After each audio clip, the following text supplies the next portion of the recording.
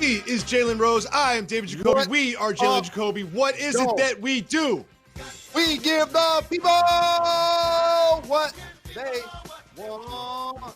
Today is the day. Today is the day we've been waiting for through pandemics, through quarantines.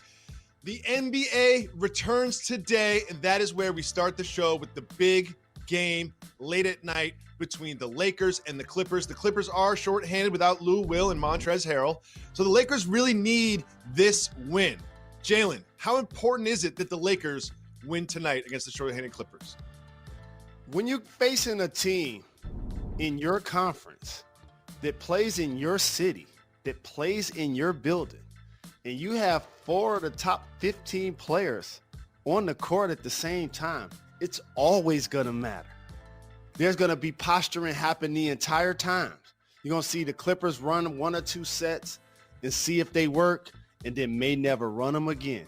You're going to see Lakers running certain pick and roll combinations to see if they work, may or may not ever run them again. Same with certain lineups. So even though the Clippers are shorthanded, there's always something to be gained in this game called chess. And Doc Rivers and his coaching staff, Frank Vogel, the exact same thing, are going to be trying to do everything they can to check out certain matchups and how they may look if and when these two teams face one another in the playoffs. I've got my eye on Kawhi, and I'll tell you why. I did not mean to do that, but I'm really glad I did. Because he has not been playing well in these 3 games leading into this regular season restart. He's shooting 26% from the floor, 22% from 3. Now, maybe it was just exhibition games. Maybe he's just getting warmed up, getting his sea legs underneath him down there in the bubble. But if this continues, the Clippers are in huge trouble. Do you think that he just snaps out of it tonight and goes off for like 35 and shoots well? I don't believe that this continues. I don't anticipate him scoring 35 tonight. But what's going to happen is he's going to get more efficient. You and I both know that. And also, being a great player does not make you immune to when things happening around you aren't functioning normally. It throws off your game a little bit. Didn't you just say that Patrick Beverley, Lou Will, Montrezl Harrell, these guys have been in and out of the bubble, which means they've been in and out of practice. And so as the Clippers, who are there based on their projections for up to 3 months based on their goals, he has plenty of time to ease into his game. And one thing looking at this, especially without Montrezl Harrell, is I look at the Clippers and I say, who is going to guard Anthony Davis? So let me ask you that question. Who are the Clippers going to use to try to slow down Anthony Davis? So here's what Anthony Davis can't do, and that's settle. I was at the game when they played the most recent time, and his first couple of shots were going away from the basket, not strong, and even shot an air ball. And then he decided to attack. And then when he started playing like an all-NBA performer, he looked dominant. So Zubac is going to have some minutes on him.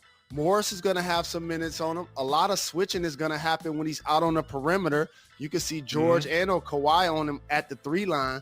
But the key is, how many times would the Lakers try to post him versus running their normal offense? Teams normally don't like to do a heavy diet of drop posting in today's game. A lot of times coaches feel like it's just a low percentage play based on the analytics. That's a good point. Now, that is one game. But before that game, we have another one. We have the Jazz against the Pelicans. And the NBA really wants the Pelicans in these playoffs. They really want the Pelicans in these playoffs. When you look at the schedule that the Pelicans have for these 8 games, these seeding games, they played the Jazz, Grizzlies, then Kings, Wizards, Spurs, Kings, Magic. Look at that finish. Kings, Wizards, Spurs, Kings, Magic. They are really, really trying to get us a Pelicans, Grizzlies play-in game. You know that, Jalen. And if you look at the Grizzlies schedule, they play a much more difficult schedule. Jalen, did the NBA do this intentionally to give us a Zion versus Ja Morant play-in game? Well, if you look at it, each team that the Grizzlies play are in the playoffs. Can't necessarily say the same thing for their opponent. So I understand where you would come for that, but you got to create some theater, Jacoby. Here's the deal. Going into this bubble, actually in these last 8 games, other than getting players ready for the playoffs, there was really nothing to prove. The Lakers have the number 1 seed. The Bucks have the number 1 seed. But then when you look down at the East, You don't even care really after like the 5th seed. You don't even care in the East after the 5th seed. It's just like go finish the season and get the check. But in the West, you're like, wait a minute. Ja Morant, Dame Lillard, Zion Williamson? And the NBA was smart to give 4 games. Therefore, being up 3.5, Memphis, before this starts, if you're up 4.5 or more, you're good. There's no play-in game. So all they got to do, Jacoby, by my math, is win 5 games and it's yours for sure. We'll see about that because there are a few teams that could sneak up into that 4-game window to create a play-in game. And I would love the play-in game because it's interesting because it's like a double elimination. If the Grizzlies have to lose twice and then the other team only has to lose once, it's a really interesting format, and I would love to see it happen. And the NBA engineered it, so it's going to happen. Remember, I said that. And Jalen, you pointed out something really interesting about the Jazz backcourt. You've kind of had your eye on all season. What is that? I do, because as much as I like Mike Conley, in particular, what he was able to do in Memphis, and I'm a huge fan of Donovan Mitchell, he's a player that I'm watching potentially in free agency if the Jazz don't lock him up long term. And they don't have Bogdanovich. And so I'm thinking, when you're making a decision to pair these guys together, someone has to know that Donovan Mitchell's best with the ball. He showed that in the playoffs. So if you're going to take the ball out of his hands at 6'2.5", and I know when we see a lot of his moves, it reminds a lot of us of Dwayne Wade, but the difference is Dwayne Wade is 6'4". He's 6'2". Yep. So therefore, he and Conley could be a small backcourt. And you're taking the ball out of his hands. So the thing I'm really watching, if Mike Conley's making shots. Because if he's not making shots and you're taking the ball out of Donovan Mitchell's hand, the Utah Jazz without Bogdanovich could be a first-round exit. Looks like it. Jalen, there's been so much discussing these last few seasons, and especially this season, about small ball. The Rockets, they're playing small ball. The Celtics are playing small ball. And when you watch these two teams play each other, it just feels like I would be the tallest person on the court if I was out there. But you want to introduce a new term to the lexicon for all NBA fans and analysts. What is that? I do, because those that support this program over 10 years know that as trailblazers of the industry, Jacoby, we take words out of the lexicon. Okay, but it's only right that we add them as well. And I would like to do so. The term is tall ball. Doesn't take a brain surgeon to figure out what that means. And the last time you watched basketball or the last time you were watching sports, nobody were using that term. After right now, everybody's going to be using that term. And here's why. Look throughout the landscape of the league, Jacoby. In the era of positionless basketball, and by the way, positions were only created so a novice can follow the game. We use terms like power forward, center, bigs, but their body types are different. And so I'm like, wait a minute, we have so many players that are tall players, but are initiators of offense for their team.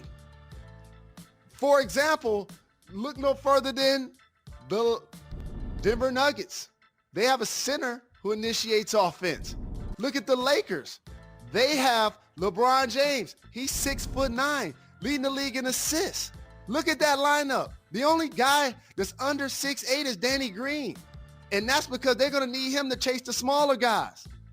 When the Milwaukee Bucks are playing basketball, Giannis has the rock. He is 7 foot tall, Jacoby, playing alongside Lopez, who's also 7 foot tall.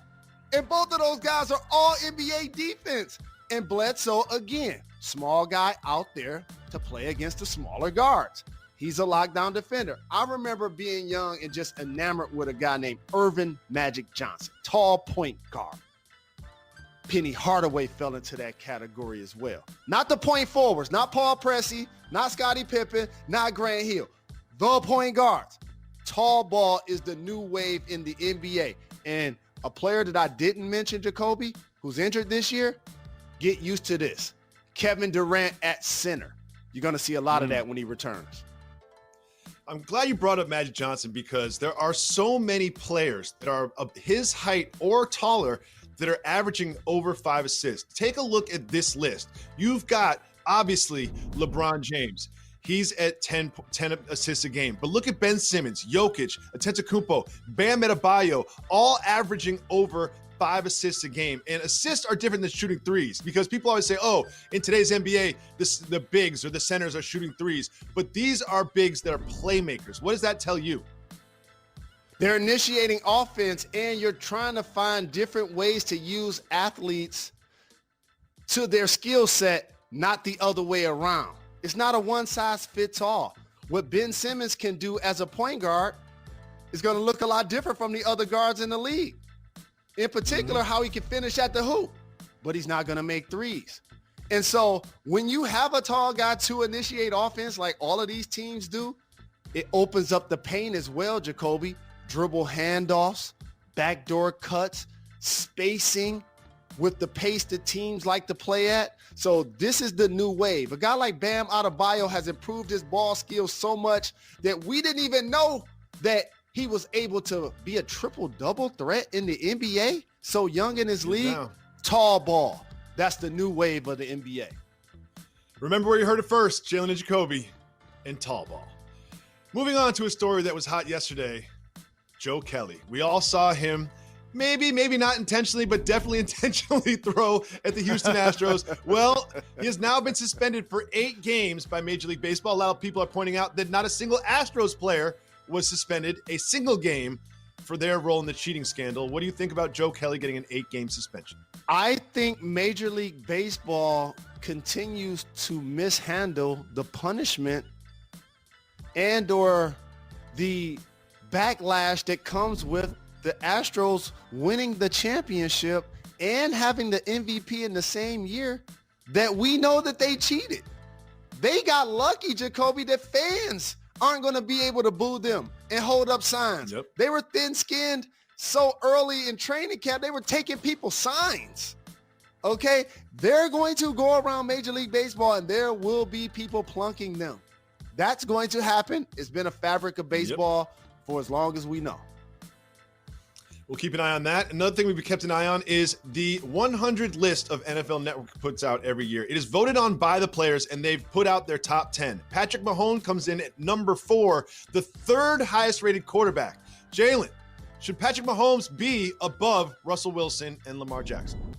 So here's what I want to say into this microphone. I, like everybody else, can see greatness. And Patrick Mahomes, we all know he has it. Lamar Jackson does too. Russell Wilson does too. And you know what the other players in the league who are voting were thinking? If he had the weapons that he has, that they would be spectacular as well. And probably wearing a Super Bowl ring, and for Russell it would be his 2nd. And so for Mahomes, yes, he's won a regular season MVP. He's won a Super Bowl MVP. Lamar Jackson has won a regular season MVP.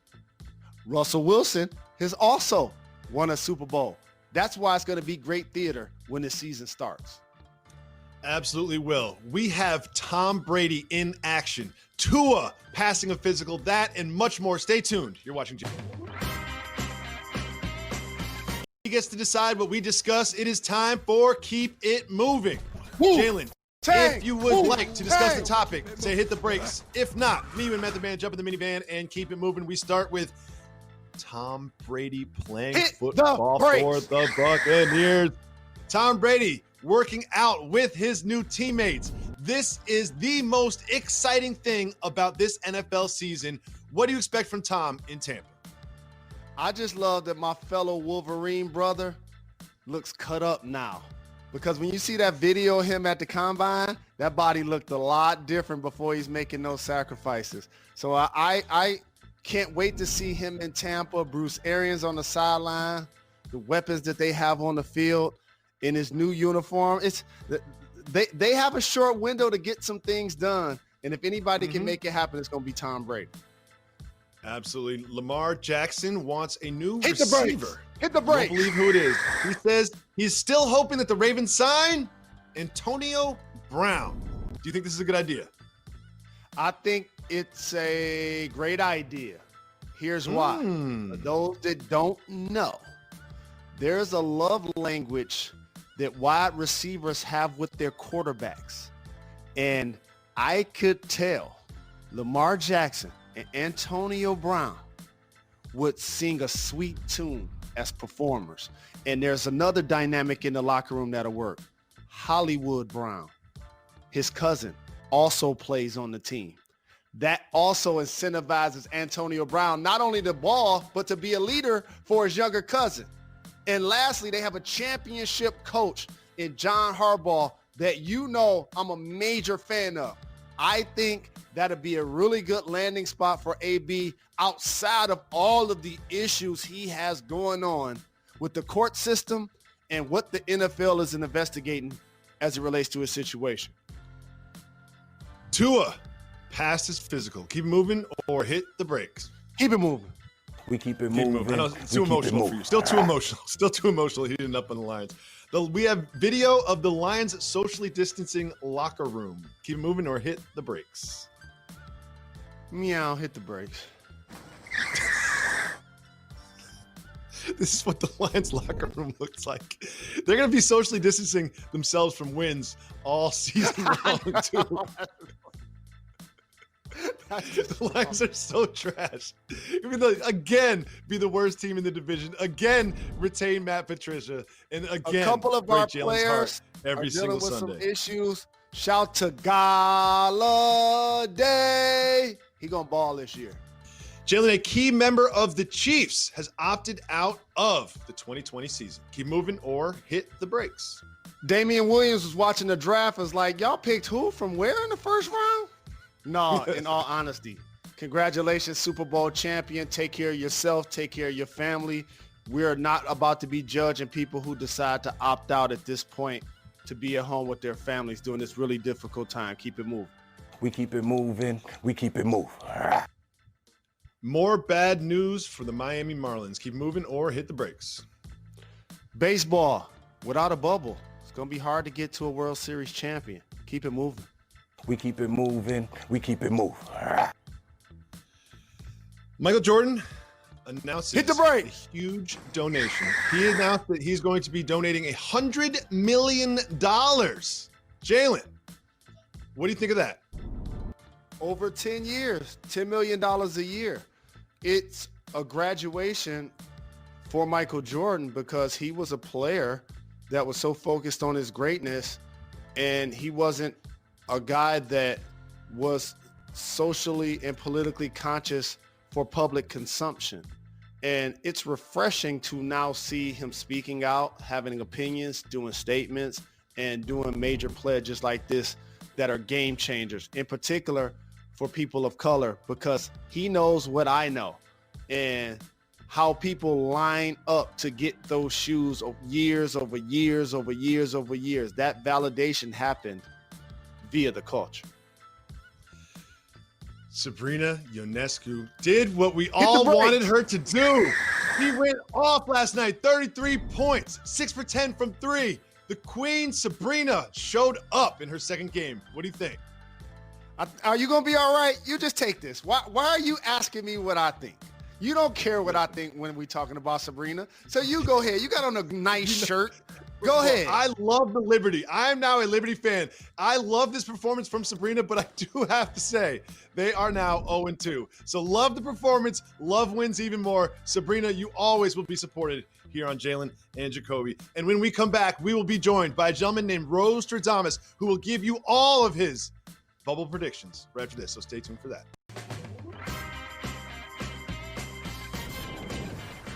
NBA action returns tonight, and so does Rose Tradamus return to Jalen Jacoby. We have 2 minutes on the clock for you, Rose Tradamus. We need some predictions from you.